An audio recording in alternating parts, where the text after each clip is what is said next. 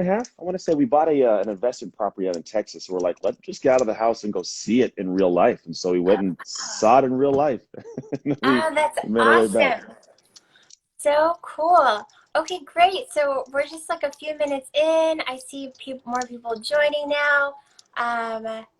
Awesome, you guys. Okay, so I'm gonna go ahead and get started and give you guys a little bit of background on our awesome guest today. You guys know his name is Anthony Trucks, and I'm gonna go through.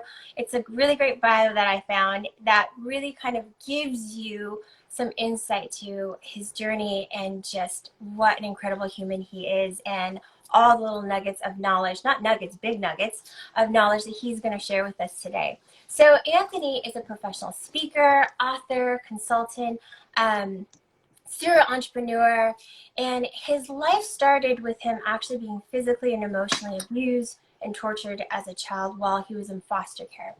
Then he was adopted by an all-white family while experiencing these hardships in a obviously socially segregated society, dealing with the lack of a true family, while his biological mother also caused different problems in his life.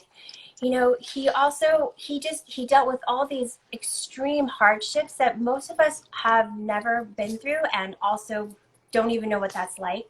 And he experienced even family members committing suicide. So, but despite all of this, you know, Anthony found a way to not only survive, but to thrive. And that's why, you know, our theme today is how to thrive in shifting times. And that's more than just shifting for him. I mean, that was again, these are experiences that most of us can't even imagine.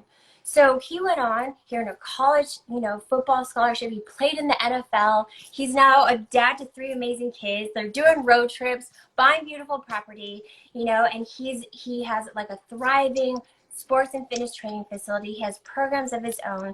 And the best part is that he's sharing his experience and knowledge with the whole world and all of us. And we get a snippet of that today. So I could go on and on about him. There's so many other things, but I wanted you guys to see kind of the extremes of what he's gone through in his life and where he's at now. And that's why he's just such an incredible inspiration. And I got a chance to hear Anthony speak live in person and was so moved that I am so grateful that you're here with us and with me. And thank you so much for making the time. Of course, happy to join you and talk to some people.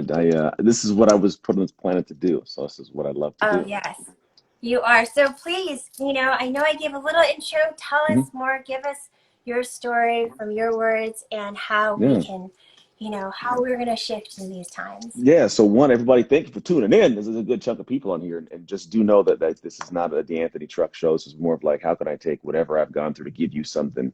So I'll talk, I'll teach, I'll share, ask the questions, I'll answer them. But yeah, like you said, I was given away as a kid in foster care. So the beginning of my life started with people making me feel as though I didn't matter. So anybody that's been in a place in life was like, man, I don't matter. I don't feel like I have what it takes, or I have that imposter syndrome, or struggle, or I fear failure, I procrastinate. Like those are the things that my life began feeling, because like I didn't think I mattered. My mom didn't even love me enough to keep me. And so I went through a lot of ups and downs. Had to navigate a foster care system. I was adopted by an all-white family, but I was 11 years in the system where I was like beaten and tortured and weird stuff. And so by 14, I was a really shut down kid. And then I found football. Football was a unique thing because it allowed me to have an outlet that made me feel like I mattered. The problem was I was not very good at it. When we first start things, we're usually not that great. And that's what I was faced with. And I almost gave it up and had this kind of awakening from a girl that said a statement out loud that shifted my perspective in the moments. And it made me go back and dig deep into something, which is heavily what started the idea of like, how do I thrive by shifting? Because right now, all of us in a situation of life, we're pushed in a place where there's proactive or reactive shift or transition or pivot, we call it. And the proactive is like, I want a better body. I want a better job. I want to be happier. I'm going to shift parts of it. But just now the world's like, I'm taking control. We're going to go ahead and shift the way you think, the way you talk, the way you work, the way you have anything going on, connection with human beings. And so a lot of us right now, there's that point of like people are breaking, and it's breaking my heart to watch. And so for me, I mean, my life has been riddled with this, because after After high school football getting better, I got a college scholarship, played college football at Oregon, had my son at 20 years old, a pivot and a shift. Met my real dad. My grandfather took his own life when I was in college. Then I got the NFL. And the NFL is a great one, but NFL stands for not for long. So in the third year, like I tore my shoulder and I went home, and a lot of people are like, oh, football guy. And that's what follows me now. And I've had to completely shift who I am as a human to let people realize like that's not the only guy I am, right? So I came home, and here's the thing is I lost football. And this was when, I don't know if you've ever dealt with this, Serena, it's like when you put all of your all into something and then it's stripped from you, you lose you. Like people who have, like, maybe kids go to college, I lose a business, I gain a business, or, I lose a relationship, I lose a parent, or I leave sports, I leave the military. Like it's pulled from you. And that was detrimental to my drive. So I got to the point where a lot of us sometimes feel it's like this thing I've done for so long, it's like a fruit in a tree, and the fruit fell off the tree. It's writhing as it's dying, right? And so as it's dying, I feel like I'm nothing and I can't reattach to the tree. And then we just get lost in this abyss of emotion. And it took me a lot of years and a divorce from my wife, and my kids having no dad, and the business almost failing, and me being out of shape, to have this realization that we are not the fruit, but we're actually the tree. Right. And when the tree can get nutrients at the roots, you can prune it, you can create even better fruit. So when I thought the NFL was the peak and that was all it was, and that's why I was kind of going downhill, and when I started realizing like, no, there's a lot that we can do to learn how to navigate these shifts at that time, life changed. I created a whole bunch of cool stuff you already listed off. I've been on like Ninja Warrior TV shows and awesome things. And a lot of it's just I know how to proactively shift, but I'm really good at the reactive. Like I'm creepy awesome in my process and frameworks I teach my clients now of how do we shift and transition and pivot with the shifting times.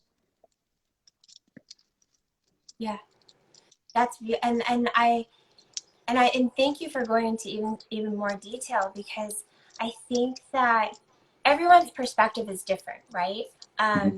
You had some extreme hardships. I understand what you mean when you say, something that you put all your heart and soul into, the identity that you've created around, a job, right? Or a role that you have that you are in someone's life. I went through something not the same as you, but something similar where I can relate to that, where I had a medical issue and I lost the ability to work, as a chef. I couldn't use the left side of my arm and the side of my body for several months. And that's what I did for I identified myself as a chef, and I couldn't cook because, I had this experience. And so I totally understand that. And I also like that, and thank you for saying it took you a lot of years. I think it's a good reminder for people to know that it doesn't necessarily happen overnight. But what did you do? Like, what was your first step? What do you tell people?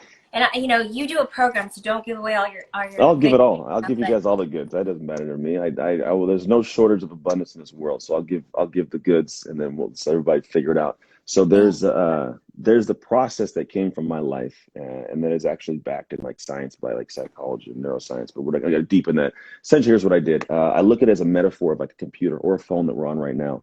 The computer is this thing that's the hardware of us. We are all hardware. We have these bodies that wake up every day in 2020, and we're rolling through this process. The problem is, like a computer, if it's a new computer running like Windows 95, it doesn't operate very well. So a lot of us, unfortunately, we were programmed unintentionally by like 15, 16. So the way we think, act, love, react, see money, see health, see abundance, it's all been programmed for a long time. And we're living with that for a lot of years. And that's just creating our life. And after a while, we find the program and the systems are not operating, and then the system crashes. My crash took place around this 14-ish time. And so what happened is I really sat, and this is the steps of it. I sat down on a couch across the room from a wall, and I did what a computer does. I downloaded all the crap that Anthony was busting. Like I was responsible for the marriage falling apart in a sense of my wife. She stepped out, but like I neglected her like crazy. I was gone to my gym from 6 to 10, trying to rekindle my identity again, and neglected that part of my life. And I neglected my health. My business wasn't running. Like I had to really sit like, these are all the things that are busted in it. And I really had to download it painfully. And I had to upload it into my life by actions and things that were very difficult to do, and have conversations that were very difficult to have, like talking to the guy my wife had an affair with, talking to my wife, people that had burned me in business, like all these conversations. And what ended up happening was I stepped back, and as I started uploading actions, I started getting the software to run smoother. And so where before the computer, when you update it, like it runs smooth, my life updated and ran smooth. And the process behind that is the process I teach. And it's essentially see, shift, sustain. It's called the shift method. It's basic, but it's so uniquely powerful. There's a lot of depth to it. But here's the thing. A lot of people, a lot of us, we like doing the shift work. We'll do the work, which the shift is like the actual work. I want to try this, read this, go do this. And a lot of us will start stepping out and doing running. I'm going to start lifting. I'm going to start reading this and doing this, which is great. But then some people get to the back end. They're like, man, I don't have what I wanted. It's kind of like climbing this ladder. You get to the top of the ladder. You're like, oh, wait, the ladder's leaned against the wrong building. And so what ends up happening is we end up not realizing like we just did work because the world told us to do that work. So the big part of my work is I go back and say, let's see what is the stuff you really got to work on. For me, it was part of the things in my relationship to be a better husband and be a better dad and be a better business owner. So I go back and figure all these things out. Now that I'm clear on what they are, now I'll go do the right work. And I do the right work and it shows up correctly, and then I'm able to have the success I have. And it's not accident and it's not easy, but that's what we do. And the more we do that, the better it becomes over life. And so now we build, and that's how I've got to this point of I teach it because it's been processes I've lived. Right. So see, shift, sustain. Because I didn't even go deep into the shift aspect. Get your paper out and pen and paper, people. So you guys, here's where it comes. take some notes. This is a golden opportunity. We've got genius coming in right now. Yeah. So be, do, have is a great part of the identity aspect. And I look at it like you have to be somebody to do something to have that thing, right? So going back to the core, how do we become more? I'm big on it's an identity shift. It's not a mindset. It's not just like, affirmation is part of it. But what I do is I look at, I say, okay, when we look at who we want to be, there's what's called an identity gap. There's a person that has all the things I want, and there's a person I am. If I was this person, I'd already have these things, the money, the house, the cars, the body, right? It's got to be a point where I do the things that are difficult with ease. Because if you were to have your hero follow you around for a day, I always ask, like, what would they say? You working hard enough, right mentality, operating, scrolling too much, right? But that person operates at a certain ticket. If they were to look at my schedule, they'd be like, that's not the kind of schedule that's going to make you successful. So I stretch. I want to close this gap. So what I do is I go, okay, that identity of a person, it's called an ideal identity for your dream. There's going to be the ideal identity for a chef, for a football player, for a coach, for a mom, for whatever it is. It's an ideal identity that you got to have. There's 6 drivers to it. You don't got to go deep in those unless you want to. But once I've crafted this identity and I know what I want it to be, it's called designing my ideal identity. Here's who I want to wake up one day and believe this is who I am.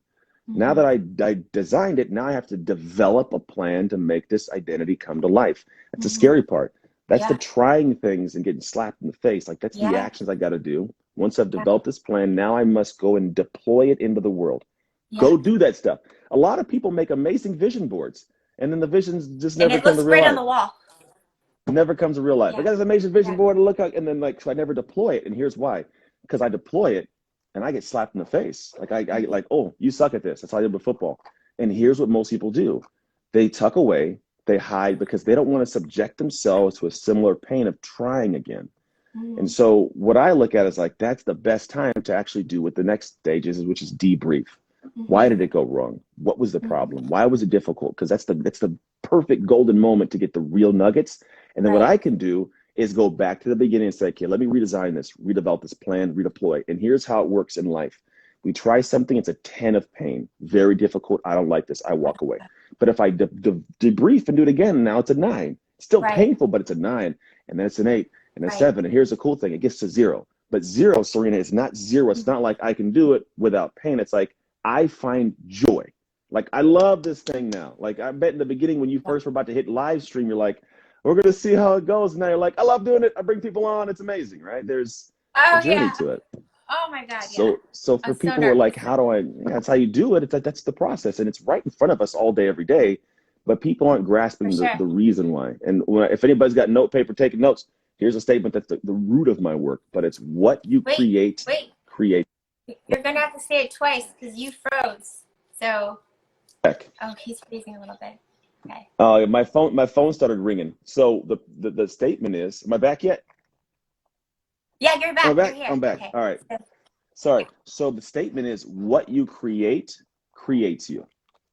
Simple. Yes. The process I just outlined is this reality of when I was a football player and I started, like, I needed to be better. I just worked out, I lifted, I threw a ball in there every day. Like, I was creating this body that was stronger and faster, but I was really creating this guy where when I got in the field, like, you didn't get to take this tackle from me. I'm catching this Right. ball, you're not catching. I'm tackling you, you're not tackling. It was a different sense of like, this is that's who I am now. And Yeah. that process happens through creation.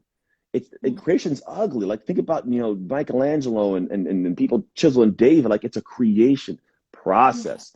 At the Right. end of the creation process, design, develop, deploy, debrief. When you go through it enough, eventually it's like, I'm not the person who tries that anymore. That's who I am. And Right. now the thing that were hard, they're now easy. And lo and Right. behold, you're a new human identity. Like, anyone that's had success has gone through it. Maybe took longer, maybe didn't have the Yeah. process, but when you go to the root of it, that's what we all did. Yeah. No, it's so true. And I love how you really just simplify it, and you kind of, you make it, it's very accessible the way you break it down.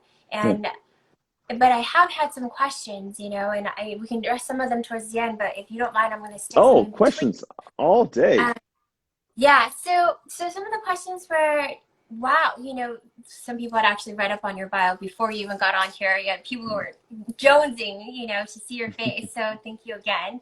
Yeah. Um, they wanted to know because when you're in that moment, when you have horrible news, Yeah. when something tragic or something that you have not yet ever had to deal with or process happens, how do you go into the SSS or the DDD? How do we go into these categories that you're giving us? Like, what's that first step? What can people do?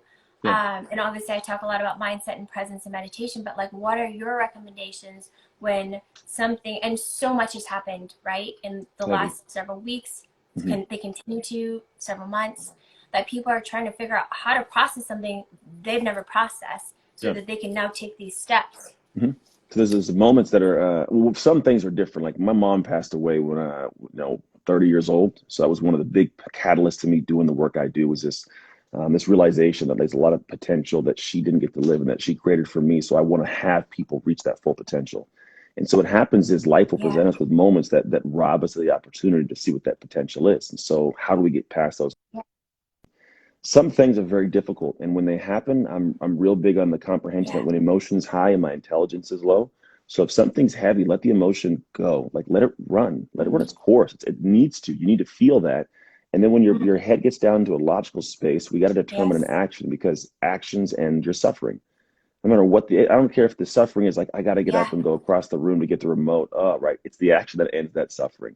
But if there's an action that's going on in your Yeah. life or suffering that's going on, like, I lost somebody, I need to go out and live a life like Yeah. for my mom in a way that would make her feel proud, right? So that can end my suffering of pain Yeah. of my loss. So that's one piece of it. And those are Mm-hmm. bigger ones I'm talking about. When you have smaller ones, like things that are like, oh, I got some bad news or bad email, I find that I need about 7 seconds. I call it the 7 second rule. I've coined this recently, and I've always Mm-hmm. done it, but my clients didn't realize what I did. And they're like, you should call that something. I was like, oh, okay, we'll call it the 7 second rule. Yeah. Here's what it is. Mel Robbins has like the 5 second Okay. rule. It's like 5, 4, 3, 2, 1, get up and go. And that's more of like, I don't want to Mm-hmm. do this, but I take interesting perspectives and I take an interesting joy in problem solving. I find that in life, we're all Mm-hmm. problem solvers. How do I solve the problem of being hungry? I go get some food. How do I solve the problem of being lonely? Right. I get a partner, right? So the idea is Mm-hmm. like, when I get bad news and I want to realize that action into suffering, I got to take an action. So what I do is I give myself about 7 seconds to just sit there and be like, ah, this sucks. And I seriously will sit 7 seconds and be like, all right, all right, let's figure it out. And the reason I go there is Uh-huh. I'll say that out loud sometimes. My wife now knows what it means when she hears me say that. Like, what are you doing? Oh, never mind. But what it is I'm tuning my brain on purpose to find a solution before I find an excuse.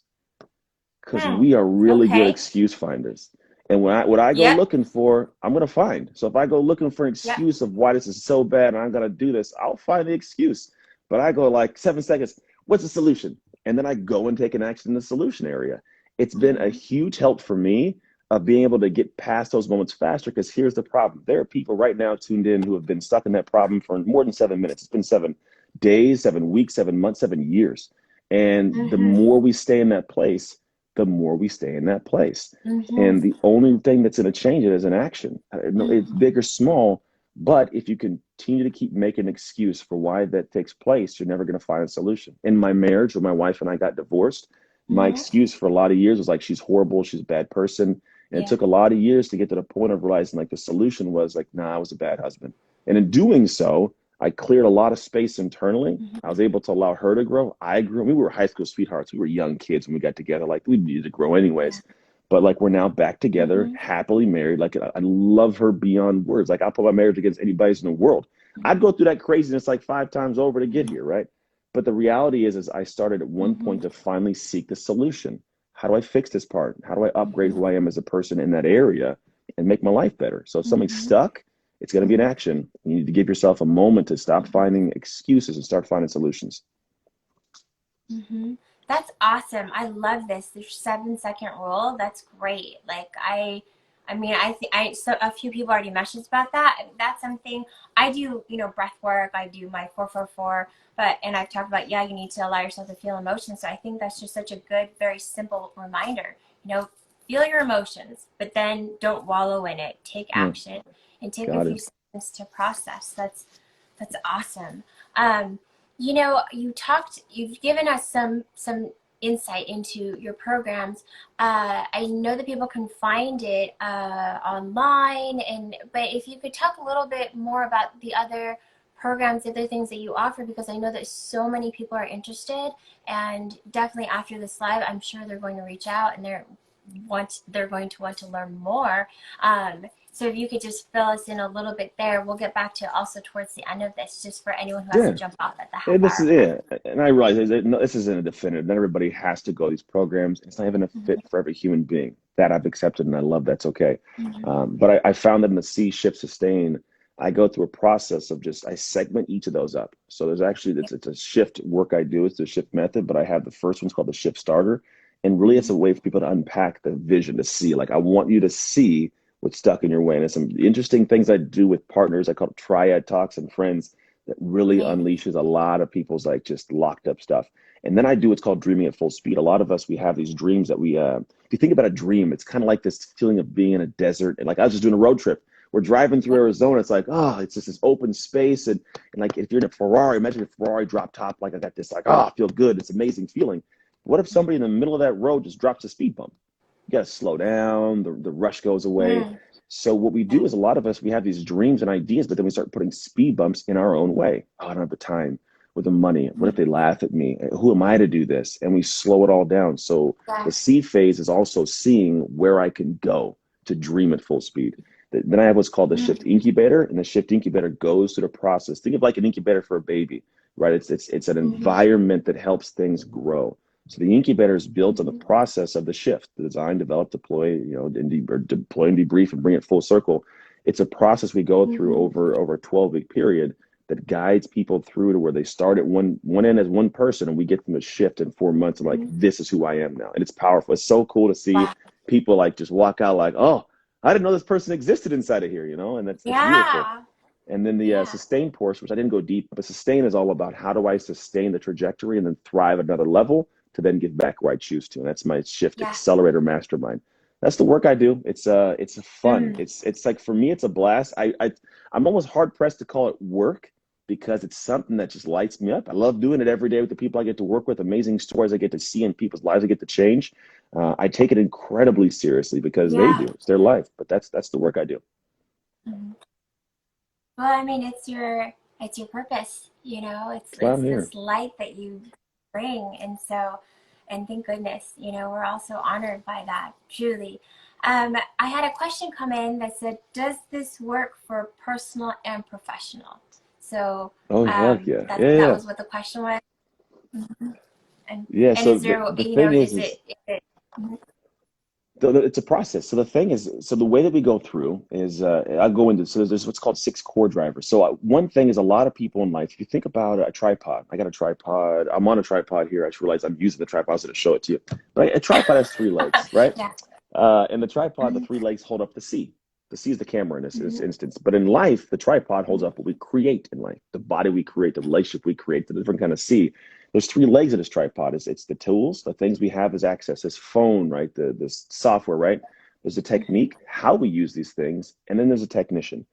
And a lot of people in business and relationship, we're seeking out more information and tools and techniques. And a lot of us, there's so much free on the internet. I'm giving you guys a ton of free stuff right now. Like it's just, so there's not, I don't think there's an issue of information. I think the information age is still going, but we're now in what I call an execution age. And those who will get that next level of excitement or success, it comes from execution, whether it's personal or professional. I have clients that are executives at Amazon. I have moms that are just moms in Chicago. Like it's the same stuff across the board, because what we do is those 6 core drivers, we drop back and say, what kind of technician is necessary to succeed in the direction you want to go for what you will create? When the technician is sound, I don't care what tools are, because think about it, all of us know somebody who seems like no matter what they touch, it just seems to turn to gold, like that Midas touch. There's people, you're like, how is it that they just, everything they do, it just works? It's not rocket science. It's right in front of you. It's their identity. It's the things you don't see on social media. It's like, how are they operating? And so when I look at the personal professional, the drivers are beliefs, thoughts, actions. It's a Venn diagram, beliefs, thoughts, actions. The beliefs that you need to have in that ideal identity to succeed. The thoughts that are consistently operating in your role, in your world. What am I programming and telling myself to make true? Because we'll say things and live in a way to make it true. What are the big, bold actions I got to take to launch that thing, to make that ask, right? Bold actions. Now, in between beliefs and thoughts is your, I don't got to go deep into it, mindset, right? Then you have in between the big actions and the thoughts is your habits. What am I doing consistently that moves the needle with ease? Because a lot of us, we get to the point of not realizing that the problem that we have in success is not, do I have a great mindset? I know people with great mindsets who are broke. I had a great mindset. I was broke like many times after the great NFL linebacker who was broke, you know? The thing is, though, we don't get to the point of realizing that the habits we have to have, they've got to be to the point where it becomes almost like an ease to do it. And we do it naturally without even thinking anymore. And then what happens is between beliefs and actions is this big piece that matters. It's that core sense of pride and ego. Whenever I take the actions I know I'm supposed to take, I feel amazing. I love myself. I show up for myself. That's why I was the football guy back then. I love this guy. I'm going to do for this guy. And there's people who know they're supposed to do it, and then they don't. And then the chip on the shoulder gets smaller and smaller. And I stop loving this person. I fall out of connection with this person. And now I don't show up. Because think about it. Do you show up for a person you don't love or respect? Not so much. But if we miss these actions, I stop loving and respecting this person. And so what happens is whenever I look at the core of these identity drivers, they all have a specific place. And if I took this Venn diagram and I tilted it onto its side, and I put propellers on it and made it a drone, if they're all spin, they can rise. But if one of those propellers goes out, like if the habits fall short, or you don't love yourself, or you don't believe the beliefs, it tilts and it runs into a wall. So to continuously rise, you got to architect what are the traits of these drivers that my ideal identity needs, and then how do I activate those? And once you activate them, man, like the world just becomes, it almost becomes effortless and easy. I watch people go through the motions of this like decision take. So think about it this way. If it's who I am to do something, I'm not deciding anymore. But then if you think about the concept of like the decision tank, right? There's this, I don't know the studies behind it, the study that was done specifically, but like after a while, we can make a certain amount of decisions and then we're like kaput on decisions. So if I get up in the morning, I'm like, well, should I get this workout? Should I eat healthy? Should I write this email? Should I make this call? Well, by 12 o'clock, like, I'm drained. I don't want to make any more decisions. I'm scrolling through social media, waiting for it to hit 4 o'clock to go home. I'm not doing anything, right? But if I get up and I'm like, no, it's who I am to get that workout, to eat that food, to make that call. Well, at 12 o'clock, I still got 80% of my tank. So I'm going until 6, 7, 8 o'clock at night. So when you got 6 hours, then I got 10 or 12. So by the end of the day, I've done double the work you did.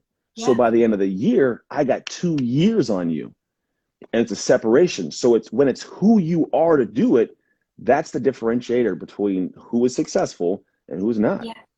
No, I love that. And so, you know, I'm always teaching and talking about having these rituals and routines. And I feel like that really plays into what you're saying, right? Rhythm, like you start having these rituals, these routines, things that you just do, and then it just becomes it just becomes a part of your day, part of your morning. You don't even think about it. You're not burning up that mind power, you know, choosing lemon water in the morning, you know, or choosing what it is that you're going to put into your body. Yeah, yeah, exactly. So I had a question that it was about exercise and fitness and Hmm. physiology and how Yeah. much you feel that that factors into having, Oh, you know, massively. this life. So, Oh, it's immense. When I'm well, done obviously, now, I'm gonna let's go catch a see. workout. Yeah, as soon as we're done, I'm gonna go get a workout with Yeah. my son before dinner. No, you know what it is? Here's the thing: there's a book by Dr. John Rady, and it's called Spark, and I think I have it. If I'm not, here it is. One moment. So this book right here, it's a really good book. It talks about the psychology and the aspect of exercise in the brain. And what's interesting is so a lot of us live in a society where we think that our body is designed to carry our brain around, like it's just Mhm. this thing. And what's interesting is if you do exercise post workout, you actually increase what's called BDNF, a brain derived neurotrophic factor. And it's Mm. essentially think of it like if your brain synapses was a highway, it Mhm. builds the highway and maintains the highway. So dopamine, serotonin, norepinephrine, like it helps. Mhm. So exercise in a sense and taking care of your body, it Yeah. one does great for the psychology. Like when I get through a hard workout, I feel Mhm. like a monster for the rest of the day. Like I got this, right? If I Yeah. don't do the workout, I feel like a loser the rest of the day. Like it's a Yeah. different monster, right? So psychologically it's there, but also it helps you. BDNF is great for memory, great for Yep. learning. So whenever I do work out, I can learn more. I can absorb more. I can Yep. process faster. My brain moves better. So all the things I'm trying to do behind a computer, when I start getting that bogged down feeling, I actually get up and do like burpees where I move, not because I want to just be in shape, but it's like I know my brain needs this right now. And Mhm. so exercise, even his thing, when I say exercise, I'm not talking about go do 70 CrossFit WODs and puke. Like Right. exercise is relative to each person, right? So go ride a Mhm. bike, go for a walk, do some sit-ups, do some push-ups, whatever works for you, but move. And in doing so, you actually spike the ability for your brain to operate better. Yep. And our brains are what create the world we live in because the brain drives the actions, which drives what you build. Yeah, 100%. So, you know, I know that answered a question for actually a couple people had asked about exercise and how you tie that in. Someone had asked, do you have programs specific for couples and relationship building and healing? Yeah, so what's interesting is I don't market them, like I don't put it out to the world. Right. So what's cool about what I do is I could literally do it for anybody. So right now I have two marriages that I'm working on, we'll call it, Mm-hmm. and I might have a third. I had a conversation with a guy today, but the reality is once we look at what a marriage is, right, or what a relationship is, it's two whole people that come to a great union to guide and push each other, right? So if I have any parts of the halves that are broken, that the whole can't be whole. So the Mm-hmm. same work I go through, it's like, what is the identity that you need to have for your relationship? I call it kind of like the North Star. If we're Mm-hmm. going towards this North Star, whatever goes on back here, it's going to be difficult. In the stock market, you're going to go up and down, but we always know where we're going. And then Mm-hmm. also in relationships, a lot of us, and I've been there, it's an ego thing. Like, I don't want to succeed Yeah. to this person, right? And so Yeah. I become bigger than the relationship. But if the relationship's the North Star, I'll succeed when necessary because I'll drop the pride, realizing that this entity needs me to give up a little bit so I can gain this. So when I Mm-hmm. do work with couples, we do dig deep into the person and what's going on and where they're at, and what the person needs from them. And then sometimes I become the voice of reason, which is just saying the same words the other person was saying, but sometimes we're just too close to hear them correctly. So I give Mm-hmm. validity to some thoughts, and then I help them craft the identity of the relationship. What does this Mm-hmm. relationship have as our beliefs? What are our thoughts we're having about what this? What's the mindset about who we are, how we show up? What are our habits we do? Do we have date nights? Do we eat healthy? Do we exercise together? Like, do I Yeah. have pride about this relationship? So I'll tout it from the mountaintops, right? So it's the Mm-hmm. same work. It's just a matter of understanding where I pivot and attach the different pieces to. Mm-hmm. It's beautiful. And, you know, especially with and all your experience, you know, and everything that you guys have been through together, I feel that actually lends a much more, how do I say this, when I have personal experiences and I can relate them to people and to clients, I feel that it resonates even more so. You know, you're not Oh yeah. just some professor that, you know, did this study and this research. I mean, this is something that's it's firsthand experience that you've translated into how you're teaching people to help themselves. Yeah. Someone asked a good question just now that's Hmm. about how do you know that this identity is true? Where does Hmm. your identity come from? Yeah. Um, It's a good and question. actually, it's a great question. Yeah, yeah. So your identity, it's interesting. So your identity comes from a place in your brain. Well, neurologically, they call it the default mode network, DMN. And what's interesting is whenever we start thinking, if I asked Serena, who are you? And you started listing off, I'm a chef, I'm a lover, I'm a fighter, whatever it is, right? Mm-hmm. Your brain actually starts going to things you've done or you've accomplished to start putting together. And what's Mm. crazy is we don't really know how to verbalize who we are. And what's crazy is whenever you go to that place, the DMN, it actually shuts down. The other parts of Oh, your brain come on. And mm, it comes back on when you're daydreaming, when you're not thinking yeah. about, when you're just kind of like just hanging out. Because you start connecting with who you are, like what I Mm-hmm. love, or I like that bird over there. You're not saying it, but your head says, I like that bird. I feel good. I love that person I'm seeing right there. Like this is wrong, right? And so what Mm-hmm. happens is weird. So essentially your identity is who you are when you're not thinking about who you are. Now that's kind of like Mm. neuroscience, right? Right. But the psychological Yeah. aspect to it is we are who we'll protect. That's Mm-hmm. essentially the best way to explain it. So Ah. my identity is Mm-hmm. this thing that I've built. I know who I am. And what happens is if you really want to see who somebody thinks they are, challenge them in certain areas and watch how they rear up, right? The ego, think of it kind of like this, like armor, like a knight with armor. The identity is the person inside. The armor is the ego, and the ego shows up in our actions. So if Mm-hmm. somebody like you challenge, hey, I can cook better than you, like whoa, whoa, whoa, like that's it's the ego will pop up, right? And it's because Mm-hmm. of you know yourself to be that, and it'll come in the actions. You'll make a great cake, you'll bake something, you'll talk about it, right? So the actions will show Yeah. up. And that's okay, right? I think everybody thinks the ego is always a bad thing, but the ego is what allowed me when I was playing football to go and eat healthy or to exercise, to read the playbook, the actions to protect the Right. identity. And so if you're wondering what's my identity, look deep at what fires you up when someone attacks it. What are you protecting? Because whatever you're protecting is what your true Mm-hmm. identity really is. Mm-hmm. So popped up. Is that like passion? So Well, you how can be would you passionate relate about your something. identity to passion? 100% you can be passionate Mm-hmm. about something because you get to think passions and emotion, and emotions are always these things that are they're fickle, man. They come and they go, but you can be passionate about the defense of something. But I don't think that the thing I am Mm-hmm. passionate about is me, right? I may be a passionate Right. person, but I mean, passions change. At one point, I was passionate about having a Right. loud car stereo, and then I had kids, and I was passionate about Right. making sure my kids go to the park. It's just Right. my I may be a passionate human, but what I'm passionate about might Right. change, right? So there's a lot of things. Right. Again, if someone says you're not very passionate and you'll step in and say, no, yes, I am, well, then part of your identity is that you're a passionate person. Mm-hmm. I'm glad that you actually, gave that example with the kids because I did have a couple questions that had to do with kids. How do they use this with their children, Mm, especially with everything that's going on right now? Parents are struggling with how they can explain, navigate themselves and then help guide their kids, explain yeah. what's going on in the world. How Hmm. can they use this shift, these Yeah. tools that you're sharing? 100%. So I have three. I got a 15-year-old who is almost 16. I got 10-year-olds who are almost 11. So I got some a little bit older people in my house. And I do two things I do here.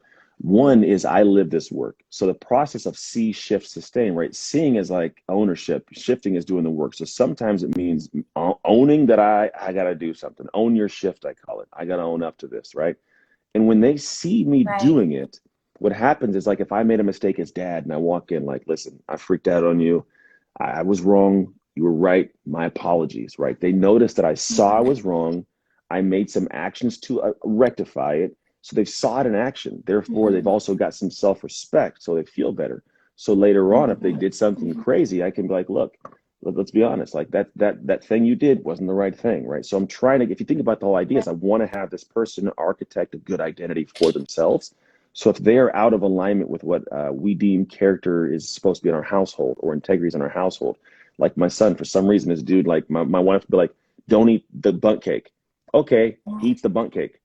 He's like, don't eat the bundt cake. He did it again. We're like, what's going on? So the conversation was like, this is not who Right. we are. Let's see this for what it is. Like that's Mm-hmm. not integrity, son. That's disrespect. In fact, Right. see that. No, I just want to no. Right. See it for what it is right now.